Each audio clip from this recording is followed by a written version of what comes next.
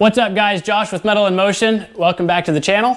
Today we're working on a 2003 Kodiak 450. We're doing front wheel bearings and we're doing brake pads all the way around. I want to show you guys how I am removing the bearings out of the hubs. Let's take a look at what we're looking at. So we've got the hub off here. I've already done one, and this bearing has to come out this way. There is a spacer in the middle, and then the bearing on the back has to come out this way. So you can't just press it all the way through. This one's got to go that way and this one's got to go that way. Well, how do you hook into this, you know, and drive one out and drive on the others? Well, the videos I've seen, you could take a punch and hook in on that inner lip, that lip of that bearing right there from this side, and hammer this screwdriver, driving it that direction, and work it. Drive it this way, drive it that way, and just maybe, you know, 12, 3, 6, and 9 o'clock, you know, around the bearing, and just drive it out. I don't have a punch that's biting. I had a punch, and the punch was just getting rounded off, trying to get in there and hook it in that little tiny edge. So I resorted to my welder. I know some of you don't have welders, but for those of you who do, this is what I'm doing. Just like my previous video where I was removing the drive pulley on the riding mower, we welded a loop to the bottom of the pulley and used the slide hammer to pull it off. That's the same thing we're doing here. I've got here just a big washer, and I'm going to weld it. As you can see, this would go just like this. I've got that bearing in there. This is the one I haven't removed yet, but I'm going to take this and weld a new washer right here. We'll drive this one out. Once this one is out, a 27 or 28 mil socket fits in there just perfect, and you can either press or hammer out the bearing from the backside. So really the hardest part is just getting one of the bearings out, and so I will show you that process. Okay, so I've just tacked this on. I've tried burning it in pretty good. It's not a pretty weld, and I really don't care if it's pretty or not. I just want it to hold at this point. So what I'm going to do is take my smaller slide hammer. We're going to hook the hook in there, and we'll slide this back and try to drive it out. First, I'm going to go ahead and heat this casing just a little bit, put a little bit of heat to it, and try to see if I can get it to expand a little bit and release off that bearing.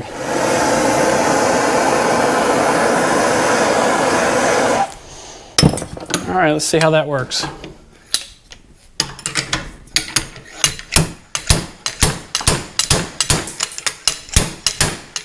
This bearing is so seized I can hardly spin it. Ideally, I want to turn this, there we go. It was seized a second ago. That was 3 and 6 o'clock. Now I'm going 12 and, that was 3 and 9 o'clock. I want to go 12 and 6 o'clock, see if that kind of work it around.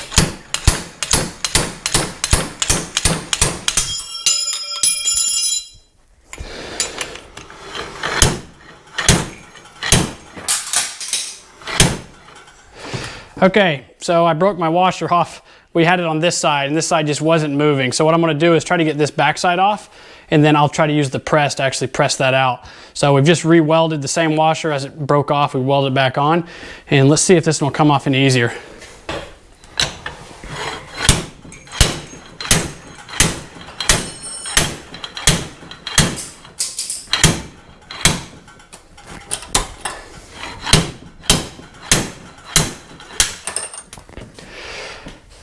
All right guys, so that worked on the back bearing. This was from the other hub. This was from this one. There's a spacer in between the bearings. The thing is piping hot. And from there, we can put a socket or something in the center and press that out that direction. So we'll go over to press and I'll show you that. But look at all that powder and junk that's coming out. We'll clean all that up before we put the new bearings in.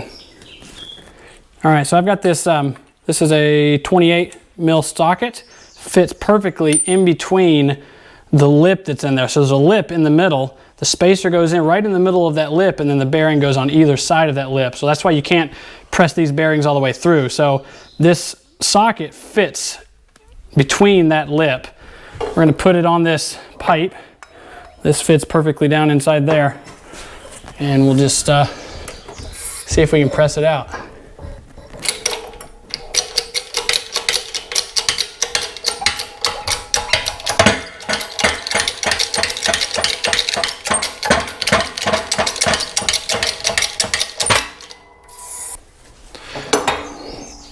press makes easy work of that. So I'm going to take a Dremel tool with a wire wheel, and I'm going to clean that up, and then I'll show you how I press in the new bearings. All right, so I've got all this cleaned out, all that rust and crud. I'm running the aftermarket. This is the All Balls 25-1108. This is the 2 bearings and the inner and the outer seal. I'm going to go ahead and lay my new seal in there, put her back in this block, and I have an old bearing race. Anything that's going to be the same size as the outside of the race. You never want to pry a bearing from the inside race. So this fits right on the outside. You could probably even use an old bearing.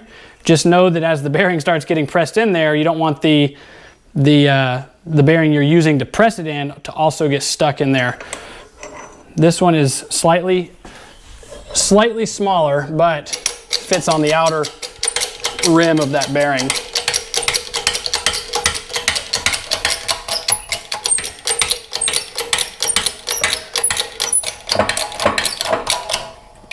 All right, that feels like she's it now. My knob is falling off.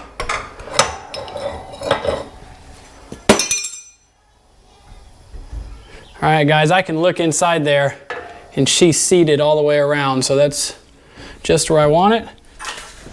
We've got our spacer all cleaned up. Drop it down the center. Put our second bearing in there.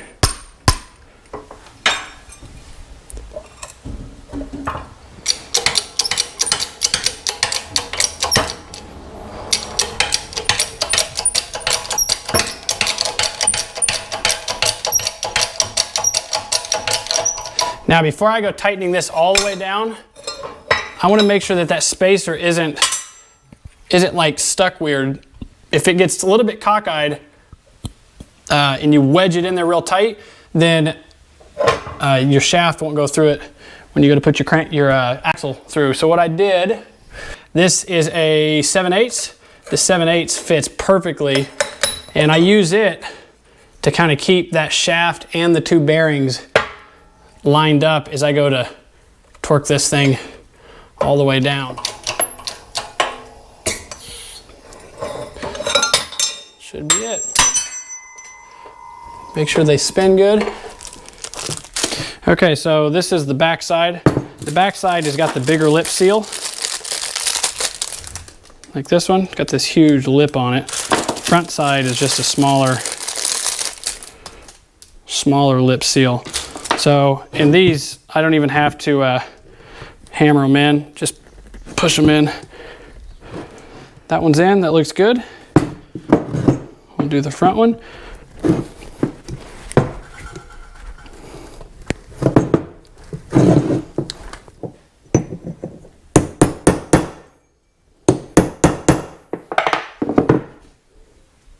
Looks good, guys.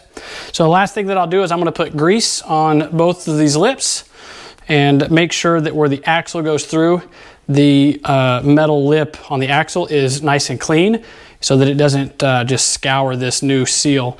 Do that for the front and the back, and that should be it. That's how I press out the bearings and install the new seals on this 2003 Kodiak 450. I think this may apply to the Grizzlies as well, but not certain. So anyways, I'm Josh from Metal in Motion. We'll catch you guys next time.